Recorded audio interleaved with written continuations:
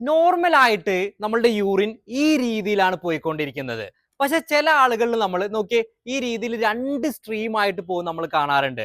ഈ ഒരു പ്രശ്നം നിങ്ങൾക്ക് ഉണ്ടെന്നുണ്ടെങ്കിൽ നമ്മുടെ യുരീത്ര ഉണ്ടല്ലോ, അതായത് മൂത്രം പോകുന്ന ട്യൂബ്, ആ ട്യൂബ് ചുരുങ്ങുന്ന യുരീത്രൽ സ്ട്രിക്ചർ എന്ന് പറയുന്ന രോഗത്തിലാണ്. ഇങ്ങനെ ഡ്രിബിളിങ് ചെയ്ത് ഉറ്റി ഉറ്റി മൂത്രം പോകുന്ന ആളുകളുണ്ട്.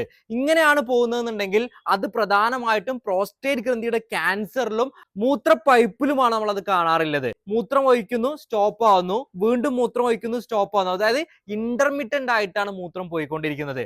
ഇങ്ങനെയാണെന്നുണ്ടെങ്കിൽ മൂത്രത്തിൽ കല്ലോ അതല്ലെങ്കിൽ നേരത്തെ പറഞ്ഞ യുരീത്രൽ സ്ട്രിക്ചറോ ഈ രീതിയിലുള്ള പ്രശ്നങ്ങളാണ് നമ്മൾ പ്രധാനമായിട്ടും കാണാറുള്ളത്. ഏറ്റവും അവസാനമായിട്ടുള്ളത് ഫോഴ്സ് വളരെ കുറഞ്ഞ് ഈ രീതിയിലാണ് പോകുന്നതെന്നുണ്ടെങ്കിൽ അത് പ്രോസ്റ്റേറ്റ് ഗ്രന്ഥിയുടെ ക്യാൻസറിലോ അതല്ലാന്നുണ്ടെങ്കിൽ മൂത്രക്കല്ലിലൊക്കെ നമ്മൾ കാണാറുണ്ട്.